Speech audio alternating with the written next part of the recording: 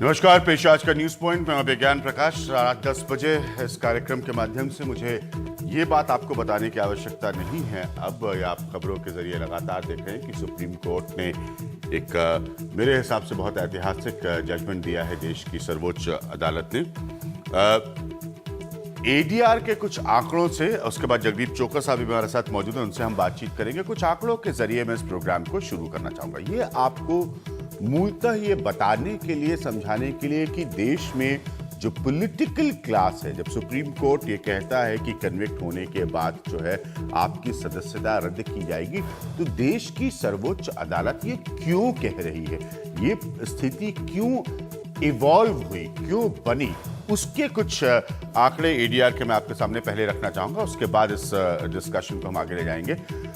आप देख सकते हैं कि 162 लोकसभा सांसदों के खिलाफ आपराधिक मामले हैं, आपराधिक केस हैं। 162 मेंबर ऑफ पार्लियामेंट लोकसभा के, ठीक है।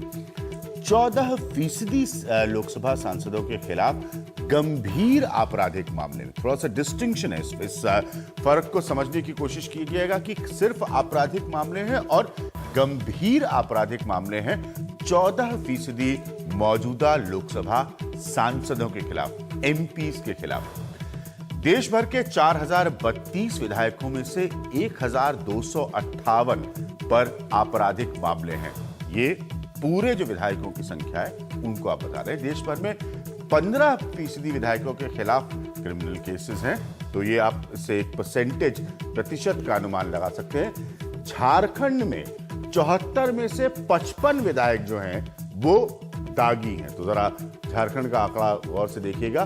बिहार में 58% एमएलएस पर, 58% विधायकों पर आपराधिक मामले। बहुत सारे इसके आर्ग्यूमेंट्स दिए जाते हैं, उस पर हम बाद में आएंगे।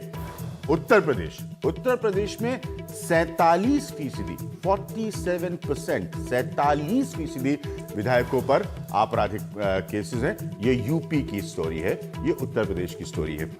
बेसिक बात जो मैं आपको यहां पर बताने की कोशिश कर रहा हूं इन आंकड़ों के माध्यम से, वो ये है कि क्यों देश की सर्वोच्च अदालत, जिसका हम सब बहुत सम्मान करते हैं, इस तरह की बात बोलती है। कुछ और चीज आपको बताऊंगा मैं।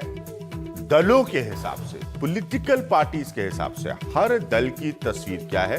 Bharatiya Janata party member of parliament और एमएलएस के अगर हम प्रतिशत वर्कआउट करें, ये सब एडीआर ने किया है 31% है। ध्यान से सोचिए, समझिए। बीजेपी अपने आप को, और बिल्कुल उसमें कुछ गलत नहीं, उसका हक है, वो पोजीशन कर रही है एक ऐसी पार्टी की तरह जो कहेगी कि करप्शन और मिस गवर्नेंस के अगेंस्ट कांग्रेस के रूल के हम आपको एक सुशासन वाली सरकार देने के लिए तैयार हैं 2014 में, संभवतः किसी नरेंद्र मोदी के भीतर।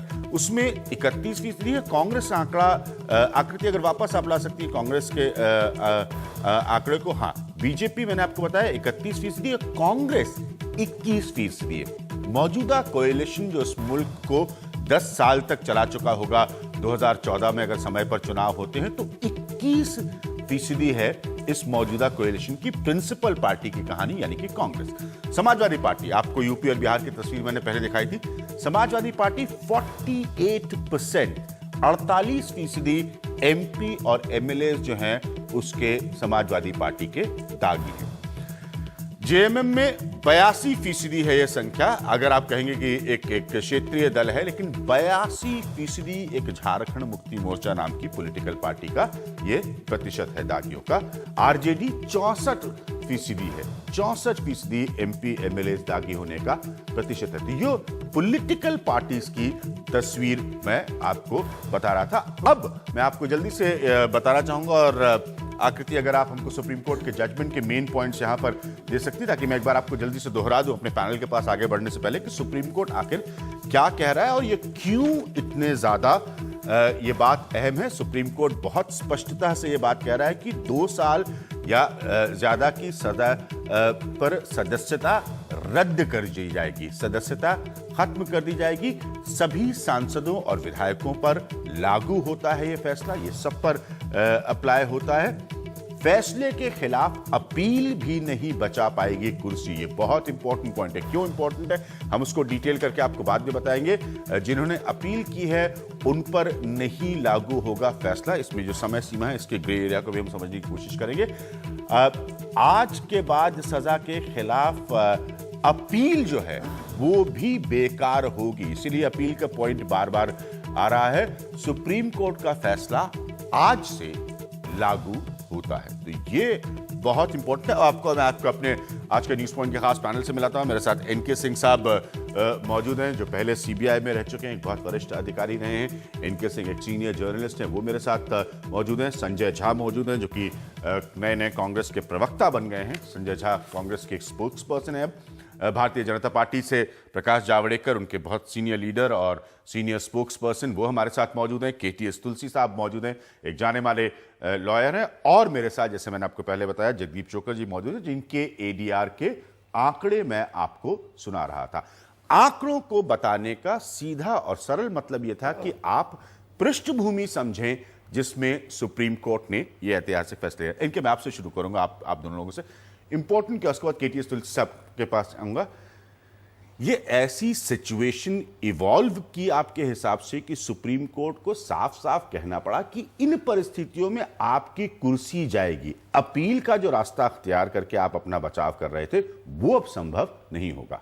देखिए, अभी क्या लगातार अगर आप गौर करें पिछले 60 साल की डेमोक्रेसी में, तो इंस्टीट्यूशंस लगातार नीचे आती रही हैं, खास करके पार्लियामेंट जो कि प्रजातंत्र का मंदिर माना जाता है। आज जब 162 आदमी, और जो आपने आंकड़े लिए, ये हीनस क्राइम के और उनकी ऑर्गेनाइजेशन के आंकड़े हैं। जी, ये उनके आंकड़े हैं। हाँ। और हम उसको बहुत अच्छा मानते हैं कि एडीआर कम से कम बहुत अच्छा काम कर रहा है।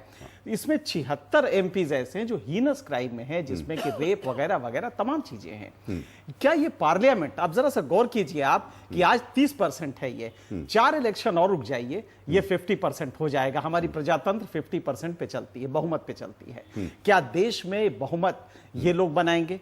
क्वालिटी ऑफ डेमोक्रेसी होगी कैसी? फैसले कैसे होंगे? तो लिहाजा ये जो सबसे लॉलेस लॉ मेकर्स, एग्जैक्टली यही होगा कि लॉ मेकर जो होगा वो लॉ ब्रेकर होगा। लॉ ब्रेकर आपका लॉ मेकर होने जा रहा है। अच्छा, ये लॉजिक देना कि साहब वो छोटा क्राइम है, बड़ा क्राइम है, बात इसकी नहीं है। आप पब्लिक डोमेन में हैं, और जिस दिन आपने पब्लिक डोमेन एडॉप्ट किया है, उसी दिन से आपके सर्टेन चीजें एक डेवलपमेंट और है कि सुप्रीम कोर्ट कभी भी जब इंस्टीट्यूशंस नीचे आने लगते हैं तो कोई एक इंस्टीट्यूशन हाई क्रेडिबिलिटी वाला खड़ा होता है। आज सुप्रीम कोर्ट ने वही किया है कि एक बहुत ही क्रेडिबिलिटी सुप्रीम कोर्ट की, आप जानते कैसी है, उसने ये कहा है कि नहीं, ये नहीं होने देंगे। और आप ताज्जुब करेंगे कि सेक्शन 8 का सबसेक्शन 4 जो है, उसका आप नेट फॉलोआउट आप देखेंगे तो ताज्जुब होगा। आज आपका इलेक्शन हो रहा है, कल 11 तारीख है। मान लीजिए कि इलेक्शन हुआ, एक एमएलए या एमपी हार गया उस इलेक्शन में, अगले दिन उसका जजमेंट आ रहा है, तो नेक्स्ट 8 साल के लिए वो, कम से कम 8 साल के लिए वो चुनाव नहीं लड़ सकता। हम सारे लेकिन एक दिन अगर पहले चुनाव है और वो एमएलए है, तो वो उसको सारी सुविधाएं हैं, 90 दिन के अंदर वो फाइल करे, अपील करे, और अगले 20 साल तक देश की छाती पे मूंग दलता रहे। वो मंत्री बन जाए, प्रधानमंत्री बन, जो भी चाहे बने।